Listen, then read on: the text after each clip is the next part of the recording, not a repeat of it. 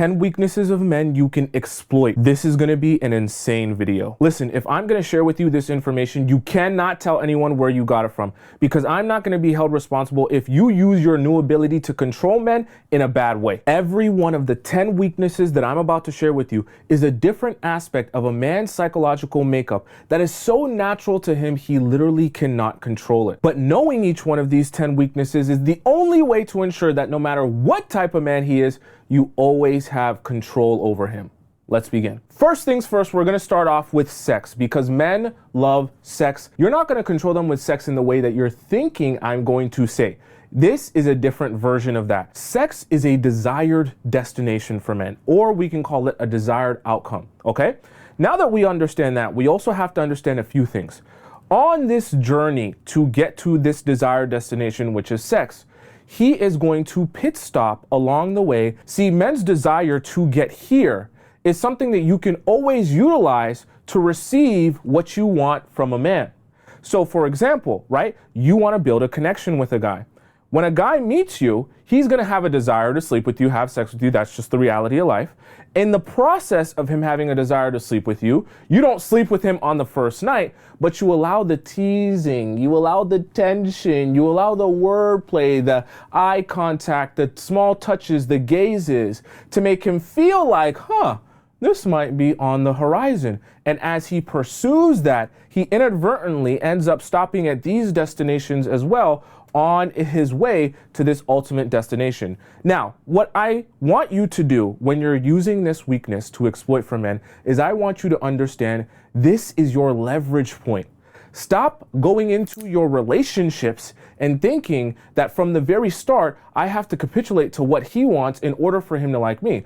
Rather, I want you to understand he's here because in some way, shape, or form, he wants to get to this destination. Even men who want to build with you still want to get to this destination, because the men who meet you even out at a party or an event and they approach you and they say, I would love to take you out sometime and show you a nice dinner and take you on a beautiful date, they're still doing that because of their motivation, through their attraction to you. That's why I put here gas as attraction, because gas is motivating him and pushing him forward to then eventually get to these different stages of destination on his way to his desire for sex. Because the desire for sex for men is considered a weakness because they can't control their ability to desire that, right? When they see a woman that they find attraction, they're automatically filled with gas and motivation to go and seek out that woman.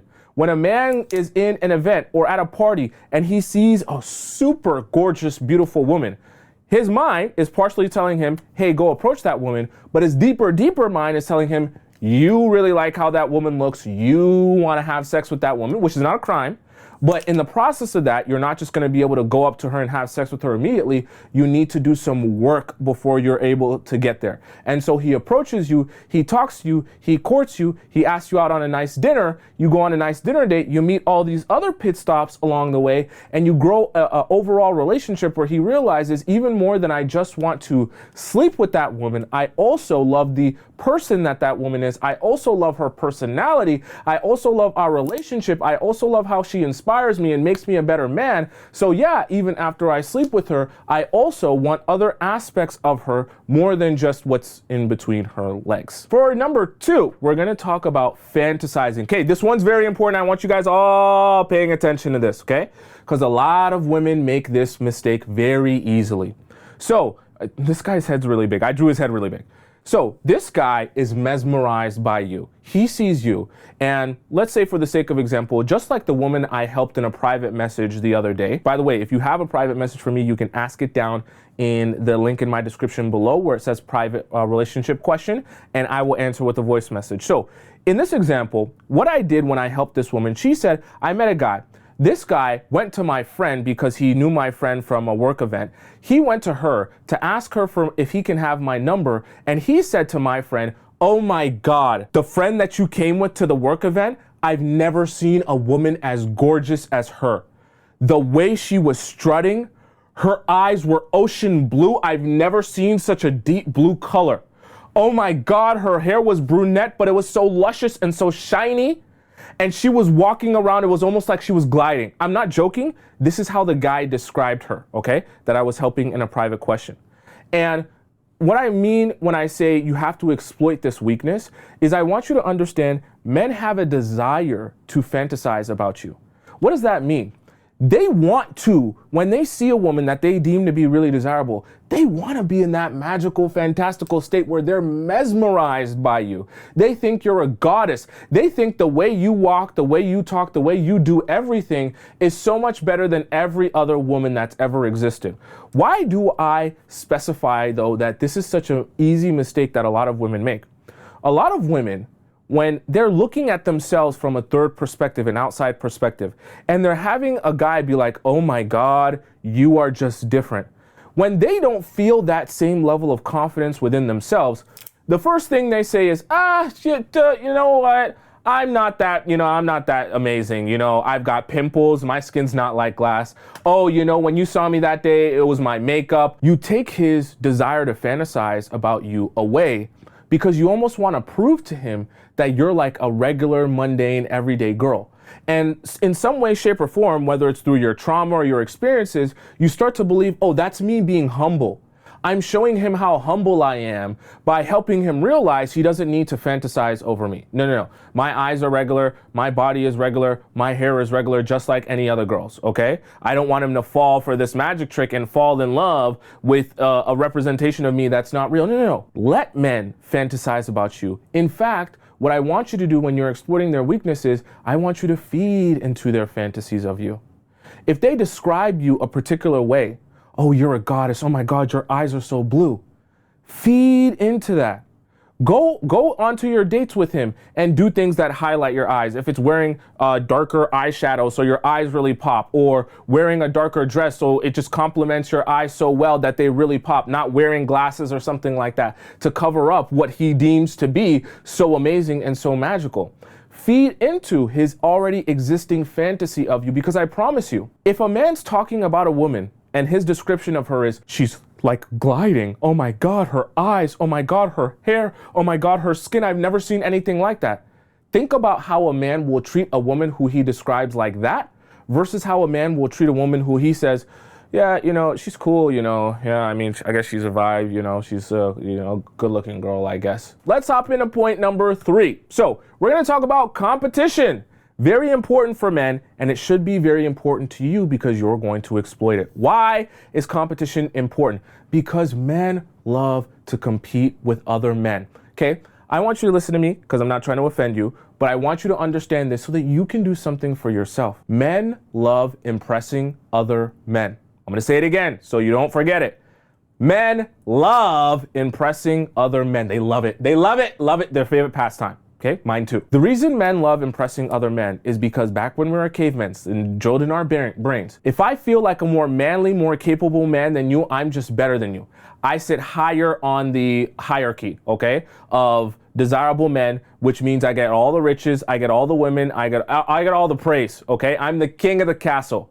So I always want to feel like I'm better than you as a man. And in order for me to feel like I'm better than you as a man, I have to have things present in my life that communicate I'm better than you as a man. So what are some of those things? Cars, houses, watches, okay, right? And of course, women. If you're with a more desirable woman, that communicates to other men when you're walking around, hey, I'm better than you. You see me? Me, better man than you. Don't think that you're on my same level. You see the woman I'm walking around with? That's not a woman you could ever talk to in a million years. I want it to be known. We're sitting at this dinner table. Just so you're aware, you can't talk to my woman. Me, better man than you. Me, do better than you. Me, more capable, smarter, stronger, faster than you. Okay? Now, I know it sounds very primitive, but even though we're not cavemen anymore, men still have that same deep burning desire to impress other men and communicate, I'm better than you. So how do you use that to your advantage? You use that to your advantage by presenting yourself as the desirable woman that other men want, and you become in yourself, just being yourself, a representation of how men can show other men, I'm better than you. How does that actually help you though, when you become a representation of men being able to say, I'm better than you? Because now he says, I need to do more. I need to show her more. I need to give her more. Because if I want the most desirable woman and I'm in competition with these other men, all of these other men will also be throwing the kitchen sink at her in order to try and get her attention because they all want you. Now I'm going to have to be on my best behavior. I'm going to have to put my best foot forward so that I can be the one that you end up choosing because you know I'm the best man. Okay, that way I can have you and then stomp on all these other men and show them, nah, nah, boo, boo, I got the hottest girl. You don't have the hottest girl with the fattest ass. The most important part of this, because some of you will say, well, Tomisin, tell me, how do I create competition? Am I supposed to talk to other guys? Am I supposed to flirt with other guys? Am I supposed to sleep with other guys in front of him? Is that competition? No. The easiest way to create competition in a man's mind and paint yourself as a desirable woman is to simply paint the narrative. Now there's two main ways, excuse me, there's two main ways that you paint the narrative. One, very important one, the way that you talk about yourself. Never, ever, ever neglect how important it is to be mindful of how you talk about yourself when you're around and with a man. Do not talk about yourself as if you are an undesirable woman to other men. So many women make this mistake so easily because they think they're being more of their authentic, real selves when they're on a date and they're telling this guy, yeah, this guy, he used me. This guy, he cheated on me 85 times. This guy, he took advantage of me. This guy, I let things slide for 3 years. Like, stop doing that. Stop doing that. You are not allowing men to fantasize about you like we talked about before, but you're also making them feel there is no competition for you. In fact, you are the one begging to be with men. You are desperate for men. You cannot represent something that satisfies my ego, which we're going to talk about in a little bit. You're not going to represent any sort of competition when you talk about yourself as if there's no competition for you. And the second part about this is it's not just about men or men themselves wanting you. It's also about how women interact with you as well. Because when you're a desirable woman, other women also want to be around you. So the second key element of that is him seeing how other people in your life interact with you. Are you a desirable person to be around? That your girlfriends also want to be around you. That your girlfriends also are attracted to you. And I don't mean like sexually attracted to you. I just mean attracted to you as in they want to hang out with you. They want to spend time with you, right? Is your family that way? Is your cousins, your brother, your sister that way? Do you have a magnetic personality where everyone always wants a little bit of your magic? Or are you someone who's very repulsive to everyone? You are very isolated. People don't want to spend a lot of time around you. You're always begging for other people's time instead of them asking for your time. Those are also things that when guys meet you, they're also observing to answer the question to themselves, are you a desirable woman? And is the fact that you're a desirable woman going to help me look at the other men and flex on them and say, I better man than you? For number 4, we're going to talk about ego. Now, I talked a little bit about ego in our previous point, but I want to expand on it a little bit more because I want you to understand how powerful ego is to men. The more important they feel to you, the better they feel about themselves.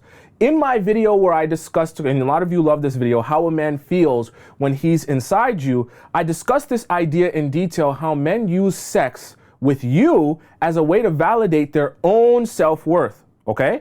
Now, as it relates to ego in this sense, what I want you to understand is ego is something that you can use to control men, whether it be control them in a way where you want to give them positive signals or whether you want to give them negative signals. When you want a man to feel good about what he's done, how he's treated you, of course, you feed his ego by giving him words about men love words of affirmation, okay? Telling him how good he is at taking care of you, at doing this for you, at going out of his way for you, reminding him of all the things that he's done for you, giving him your attention when you want to make sure to reinforce that, hey, you're doing a very good thing. That will fill up his ego because he'll be like, damn, I really feel like the man. Vice versa, when you want a man to feel deflated in his ego because you want to communicate to him negative signals so that he can know that I need to make an adjustment, you make him feel very unimportant.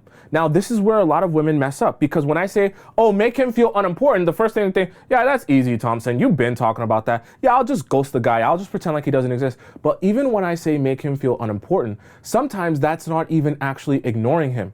Even ignoring him sometimes is giving him too much energy and validation. When I really want you to deflate his ego, that's why I said we're going to go in deep in exploiting a man's weaknesses. Even sometimes when you're exploiting a man's weaknesses and you're using ego to control him, sometimes what you want to do to deflate his ego is you want him to feel like he is actually completely unimportant. Not that you're ignoring him because you're upset at him, but that you don't even notice him or think about him. Let me give you an example of what I mean by that. An example would be a guy who doesn't message you for a week and a half. He messages you after a week and a half. He says, oh, my bad. I was just busy at work and for this past week and a half. And by the way, when I was busy at work, also my phone died for a week and a half and I just couldn't find a charger for a week and a half. So I just couldn't text you for a week and a half, but my bad. You know, I'm back now. Everything's all good. I know you're probably in disarray, super confused, super discombobulated since I haven't been around, but you know, daddy's home. And then you respond to him and you say, oh, it's been a week and a half? I didn't even realize it had been that long. That's crazy. Wow. Anyways, no problem. It's all good. That is ego deflating. Because ignoring him in a scenario like that, I'm just giving you an example, would be enough to tell him, oh, she's upset about something that I did. She's upset that I'm ignoring her. She's upset that I didn't talk to her for this week and a half. But when you respond like that, that makes him feel like, oh, I'm just actually unimportant. Oh, sorry. Sorry. I feel small now. I don't know. Like that you don't remember that I exist? You didn't realize that it had been a week and a half? So I'm messaging you and you're just like, oh, wow, sorry, I didn't even notice. What were you doing in that time? It's very ego deflating for men to feel like they don't matter to you. Even when you're mad at them, that at least communicates to them that they matter to you. So for number 5, we're going to discuss a man's weakness to be soft. Okay, very soft. Now, what I want you to understand is men are going to be, when they face the world, when I say face the world, just out in public, with their mom, dad, brother, sister, cousins, friends, co-workers, bosses, they're going to have to be hard. That's what most men think that they have to be and how they have to present themselves. When I say hard, I mean like, hey, you just go ahead, put your head down, get things done, do it how you need to do it. No matter how you feel, no matter what your emotions you're having, you just go out and you make something happen, okay? That's how men have to be to the forward-facing world. Now, the reason I say this is a weakness that men have is they're always going to have a desire to be more of their, I guess we can say authentic or real selves with someone, meaning they don't always want to be hard 24/7. Even with their woman, of course, they're going to be incentivized to be hard for your woman, be strong for your woman, be a man for your woman. But there will come times where they do have a desire to be a little bit softer. When I say softer, what am I actually meaning? When I say softer, I'm talking about just being able to express and be honest about having doubt, about having fear, about feeling disappointment, about having a range of emotions outside of just being angry and being horny, okay? And a lot of men love to be able to have their woman as the one person that they feel comfortable enough being soft with, at least sometimes. I know not all men are going to accept the idea of being soft with their woman all the time, and I don't need them to, but understanding that their woman is still accepting and loving of them even at the times where they show their softer side, okay? Because, and this is why I say it's kind of exploiting a man's weaknesses. Think about this, and this is why I drew this visual like this. If with everyone in his life, including his own family, he always feels the need to be hard, and with you, you are the only one that makes him feel comfortable enough even expressing other sides of his personality that are a lot closer to his heart that he doesn't share with anyone else. Now, all of a sudden, you've exploited him because if you walk out of his life, you don't just walk away with yourself, you walk away with his ability to be his real authentic self, okay? You walk away with his ability to express himself in ways that he would never be able to express with all these other people in his life. And the reason I say that that's exploiting a man is because now you just exercised a lot of leverage over him in this relationship that makes him less likely to allow you to just walk away. Your value is even more than what you contribute just as yourself. Your value also represents what you allow him to be with himself and for himself when he's able to be his softer side with you as well. Number 6, we're going to talk about rejection, because I love the idea of using men's fear of rejection against them. I know it sounds horrible. You have to understand, whenever a man approaches you, he is always going to be nervous of the possibility that you could reject him. Yes, of course you could accept him. I drew you without any legs. Yes, of course you could accept him. And of course, you could have a desire to be with him just as much as he has a desire to be with you. But there's always this possibility of rejection. Now, I should have drawn my other points here, but what I would have drawn in this rejection section here is, if you are on the fence about how you feel about a guy, it causes him to do a couple of things because of his fear of being rejected.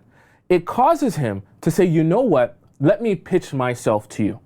Let me sell myself to you. Let me sell you on the idea of what I can do for you and what I can do for this relationship, to prove to you that you don't have to be on the fence. I'm the surefire pick. What's an example of that? An example of that would be a guy approaching you in the club, let's say, and he says, oh my God, I've never seen a woman as beautiful as you. I've never seen a woman as attractive as you. I would love, let's say after a conversation you guys have back and forth, he says, I would love to get your number and, show you a good time. Let's say he says that. Now, you respond because you want to exploit his fear of rejection to get something a little bit more out of him. You say, I could give you my number. I could. But you also could be Ted Bundy. And I don't like the idea of giving my number out to random strangers. I don't even know what you're going to do with my number. Okay? You could be giving it away to someone else. And so now you're making it seem that, you're kind of on the fence. But now that he's already approached you, he's like, damn, we already had this conversation. She's a vibe. She's super sexy. I would love to penetrate myself inside of her. So I have to walk away with her contact information. I can't just let it end here. And if she's on the fence, well, what must I do now? I've got to show her, hey, no, I'm going to do something with your number. Hey, I'm going to take your, I'm going to do this. We're going to actually build something off of this. So what does he say in his response to you? No, haha, you're funny, Ted Bundy. But no, like, I'm going to get your number and then we'll go out somewhere. I'm going to take you out somewhere nice, da-da-da-da. So now he's forced to sell you on the idea that I'm actually going to do something with your number. And specifically, I'm going to do something that you would actually want me or like me to do that will show you that I'm actually a serious guy.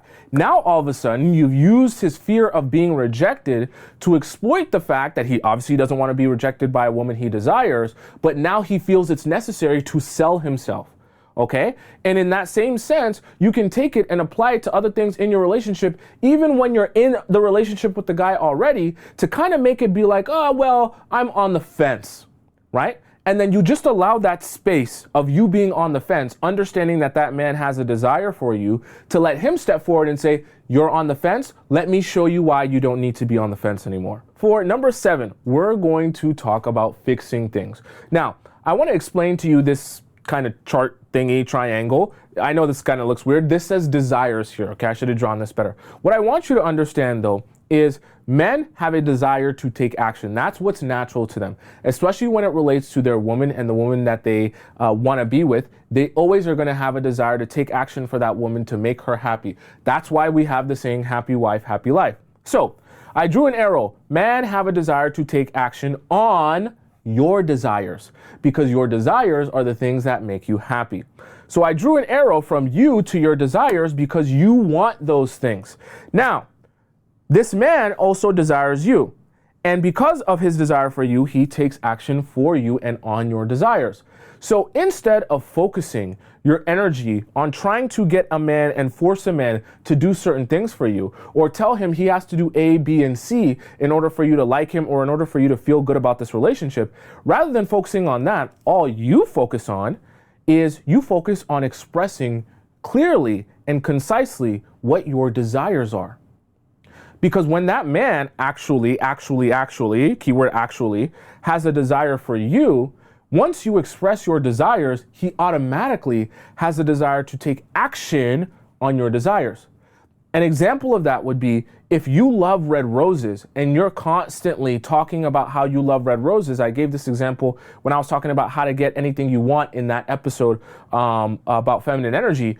If you have deep desires for red roses because of what they mean to you, because of what they represent to you, because of how beautiful you think they are, because of how amazing they smell, and this man wants you and he wants to make you happy, all of a sudden, the best, most logical way for him to take action on your desires is to get you red roses for a date, for a Valentine's Day, for an occasion that feels special, because he understands if I get her those red roses, if I take action on that desire, then she will be happy because that's something that she wants and I want that woman. You're gonna wanna argue with me on this one. Some women love to argue with me on this one, okay? For number 8, we're going to talk about leading, because you have to understand when men step into their masculine energy, they want to lead, okay? There's nothing wrong with that. In fact, the smartest women exploit that, okay? I'm not trying to be mean to you, but it's only the uninformed, I'll say, women that fight against this idea because they can't fathom the idea of a man leading them. Let me use this example to communicate why this is an important aspect of a man's psychology to exploit and why it's amazing for you. Let's say you're in the jungle, okay? And it's just you and this man. You guys got to get out of the jungle, so someone has to clear a path. Now, you could say, I'm a big, strong woman. I'm an independent woman. No man will lead me. No man will conquer me. I am going to lead us and get through this path. I'm going to slice through it and do everything I need to do to get us to the other side. So you start slicing through it, and because you're a smart, intelligent, amazing woman as you are, I'm not saying that you're not, you do such an amazing job leading this path, slicing the trees down, fighting against the wild animals, the snakes and the bears, walking against, all this treacherous things, poison ivy and things that are on the ground, right? You're doing such a great job. He says, oh, I guess I can just sit back, relax, and follow your lead because you're doing such a great job. I don't need to interrupt with what you're doing. You have a flow. I'm just going to go after whatever you say to go after, and I'm going to follow what you say is best, right?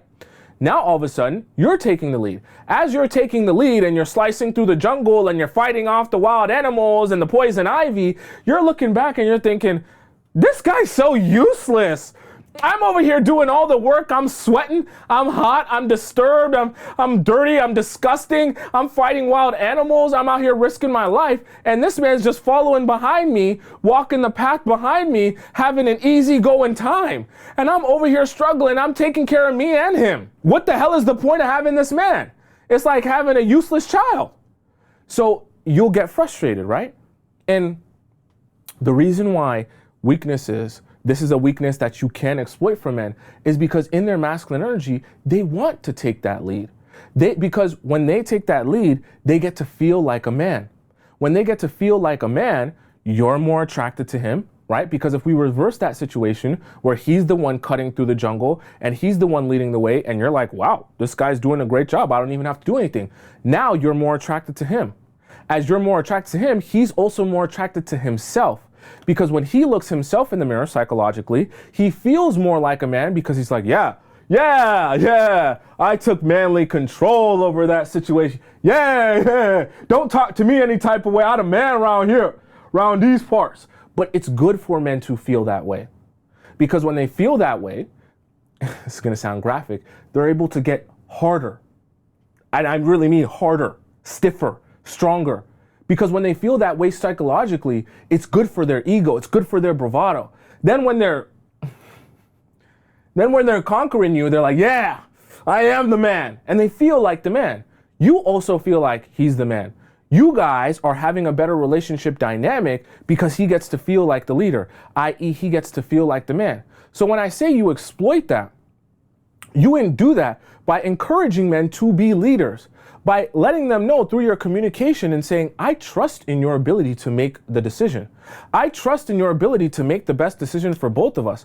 I know that you're smart enough, intelligent enough to get this done and figure this out. All of a sudden, he's like, whoa, I never hear that from people.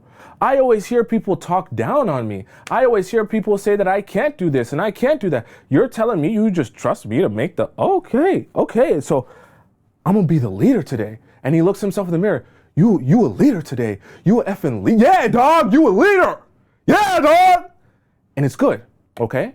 You end up getting what you want out of the man because he leads. He ends up getting what he wants because he feels good about himself, and you guys share in a more healthy dynamic. Point number 9, imagination. So this is one, the reason I say to exploit this, sometimes when you're a really good woman, there's nothing wrong with being a good woman, but sometimes you really are very scared and afraid of doing anything to upset your man or give him any sort of discomfort. Let me tell you why that's bad, and let me tell you how you can exploit men with imagination. Let's say you are feeling very neglected or undervalued by the guy that you're talking to. You go out with your girlfriend and you're used to like telling your man every step of the way exactly what you're doing, exactly where you are, exactly how long it's gonna be until you get home. Like you're just used to updating him. And actually you update him so much he doesn't even ask for updates. Like he barely even texts you the whole night, but you're just on your phone because you love staying connected to your man while you go out. Then one day you say, you know what? I'm done with that today. I feel like he's been neglecting me, all the things I've been doing for me. He hasn't been paying attention to me. Today, I'm gonna make it about me and enjoying myself with my girls, having fun. So you go out to dinner, and now he's kind of used to the idea, the routine of you messaging him throughout the night and updating him on everything. And now that you're not updating him on everything, he's asking you, hey, what's going on? Where are you at right now? Hey, you with the girls, you doing this, you doing that? Who's around? Take a picture for me. Send me a picture. Send me a Snapchat. You usually send me videos of everyone that's there. Who's all there? What are you doing at this time? When are you going to be back? Now, I'm not saying this to say, oh, you should completely ignore him throughout the night and make him think that you just disappear, right? But understanding how to allow his imagination to just build any scenario that it might build. Excuse me. And in this example, the scenario that it's going to build in his mind is, if she's not communicating to me what she's doing like she usually does, maybe there's men around. Maybe she's enjoying herself a little bit too much. Who's in that Snapchat? Who's in that Instagram story post? Who's in that Facebook post? Why isn't she posting? Why is she looking so good? Are other guys approaching her? I'm starting to sweat now. Hey, answer my call. Hey, answer my FaceTime. Hey, where are you at? What are you doing right now? Right? And the reason I say that is sometimes allowing a guy's imagination is the best way to get his attention, because sometimes a man's own imagination is the scariest thing to himself, especially as it relates to his woman. Because the first thing that's going to ring off in a man's mind the moment his woman doesn't seem as interested in being all up on him and is seeming to have fun outside of him is going to be like, are men around? Are men courting her? Are men flirting with her? Are men approaching her? Right? But sometimes that imagination in itself is good, because in reality, you're just out with your girls and you're going to be back after you finish your dinner. And in reality, there were never any men around. And in reality, you have picture and video evidence that even after the fact, you can prove to him that there were no men around. So even though he wants to call you out on, oh, there was this and there was that, and why didn't you answer me? All you have to say is, hey, I proved to you there were no men around. After the fact, I just let your imagination run wild. But there were no men around, and I have proof that I came back when I was supposed to be back. But also, I was able to enjoy myself with my girlfriends because I'm allowed to enjoy myself with my girlfriends. That's not a crime. And this is why I say it's a weakness that you can exploit from men, because sometimes when they're not valuing you, you can use their imagination and where it naturally runs wild to when you stop paying so much attention to them to help him snap out of it. Hey, remember, I'm that girl. I'm that B word, right? You remember that. I just want you to know that I'm that B word. Maybe because I'm all up on your bumper and I'm texting you so much when I go out and I'm always telling you exactly what's going on with me, maybe you done forgot that I'm that girl. But let me just remind you, because if I stop texting you and stop being overly communicative, your imagination gonna run wild. All of a sudden, you gonna be reminded of how hot I truly am. For our 10th weakness, we're gonna discuss the roller coaster. Now, I put intensity here, and this right here is going to be time. I want you to understand this roller coaster because it is such an important part of men. I know it sounds toxic, but I'm going to tell you the truth. I'm not going to tell you a lie. Men need to go through ebbs and flows in their emotions towards you and the intensity of those emotions to actually build real feelings for you. This is what the roller coaster looks like. You start at the bottom here with desire. As you're going up, you're building what we call anticipation. Because this desire here, it triggers a motivation to say, hey, I really desire this woman. I love spending time with her. She's such a good vibe and she is so sexy. So I want to be around her more. I need to take action on my desire by asking her out on a date. I need to see her again soon. So he asks you out on a date when he's at this desire point. Then eventually you guys organize a date and he's building anticipation before the next time he's going to see you, because obviously he doesn't get to see you the same day. He shouldn't be getting to see you the same day. He shouldn't be getting to see you the same day. So he's building anticipation on the next time he's going to see you. Then when he finally sees you, there's an explosion of emotion. I don't mean his pee-pee. I'm talking about there's an explosion of the emotion in his mind and his spirit and his soul, because he is so glad to finally see the woman that he's been desiring and anticipating seeing for so long. Now that he's finally seeing you, this explosion of emotion feels amazing. Now, this explosion of emotion doesn't last long because you're not going to be on marathon dates. This explosion of emotion lasts approximately 2 hours for your date, and then he is left with what we call the high. When I say the high, it's that residual feeling that you feel after you just saw someone that you really like and that you had a great time with. You kind of like drive your car and you're like smiling, or you're like at home and you're replaying everything that you guys talked about and the fun that you had and the experience that you had. He also gets that. But we want him to get that. We want him to experience that high. And of course, the high is the highest right after he experiences you or has that explosion with you. And then after a while, the high kind of dwindles down as the days go by. But then eventually, the high bottoms out into becoming desire again, which is the desire to see you again and spend time with you again, which leads us back into the same cycle of him being motivated through that desire and then building anticipation to the next explosion. Why do I say that that's a weakness that you want to exploit in men? Because when you understand that men have to, literally have to go through this process to build their real, actual feelings for you, then you become patient in understanding I'm not rushing anywhere. In fact, when I really want the guy that I like to like me, I'm going to exploit the fact that this process is going to build him the strongest, deepest feelings for me. So even when I want to see him back to back, no, I'm not going to do that. I'm going to exploit the fact that I know this is going to really set him off. This is what's really going to get him into me. Not how much he says he wants to see me back to back or spending 8 nights at his house in a row.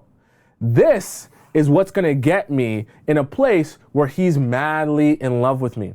And I can use this to my advantage, because when I can get a guy more invested in me with deeper feelings for me, all of a sudden it becomes easier for me to be in a relationship with this type of man, because I get to be in my feminine energy even more, because now I don't have to beg for things. I just end up receiving them because he wants me and loves me so much.